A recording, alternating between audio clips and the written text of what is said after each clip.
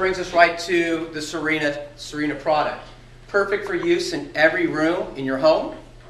Quietly raise and lower shades with a remote control with anywhere in your space. Insulated honeycomb fabrics help reduce glare and help heat gain, helping save energy and money. We just installed 6 Serena shades. That day was 108 degrees in Palm Desert. As soon as we finished the 6 shade installation, you could immediately feel the difference in that room, because insulated honeycomb shades has a very good R value, about 4.3. So we could immediately tell the difference if you're looking for an energy-saving product. Also, no cords.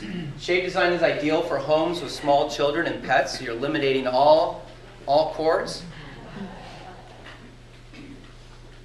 Conveniently control hard-to-reach windows. How many of you have windows that are pretty high up? It's either shaded or unshaded, but it's either always closed or it's just open and decorative. So having the ability to be able to raise and lower that shade in hard-to-reach areas is a nice convenience. You can enhance decor with a variety of shade pleat options, textures, colors.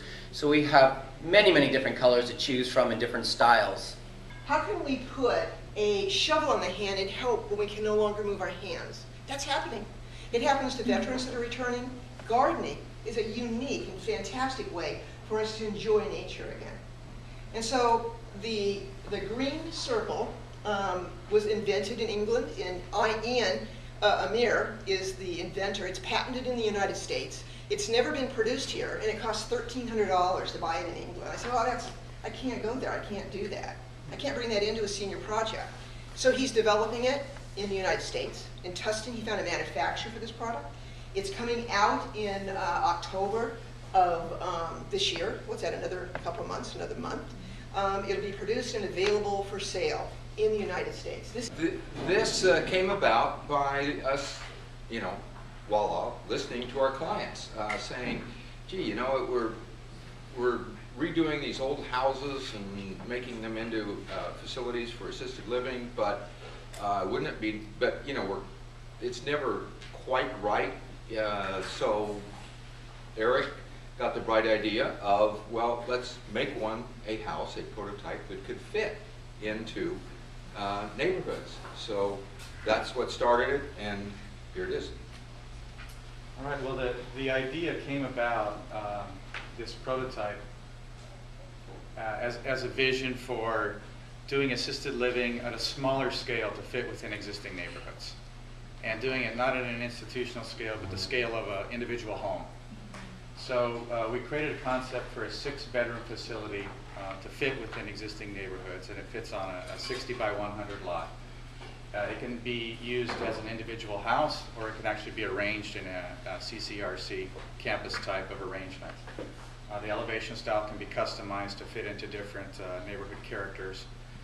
The idea started as kind of an infill idea in Costa Mesa on some typical lot sizes that you would see in East Side Costa Mesa, for example, where people are buying houses and they are retrofitting them, remodeling to be assisted living houses. So we wanted to come up with an idea that really took an approach of how would you design that same idea if you're designing from scratch. The Sorbershock is basically a stable walking surface. If you've had the samples going around, I sent 2 samples around, so there's a lot of architects and designers in here.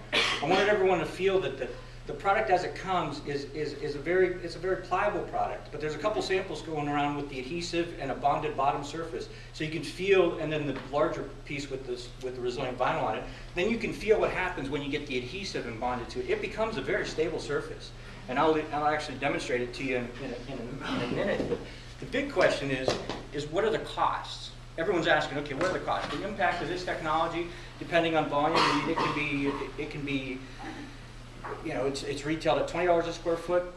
Typically, depending on how we buy the polymers, it could be $14. And if we get a really good strategy with the polymer supplier we have, like 100,000 square feet, it could be $10.99 a square foot. So that's the cost of the material. So everyone goes, whoa, that's a lot. But then when we get to the point of what we just talked about is essentially having a rigid surface. And the idea is to reduce the peak energy force, which means instead of it hitting concrete and coming back on our body, we want it to absorb in the floor, and we're doing that in an inch or less.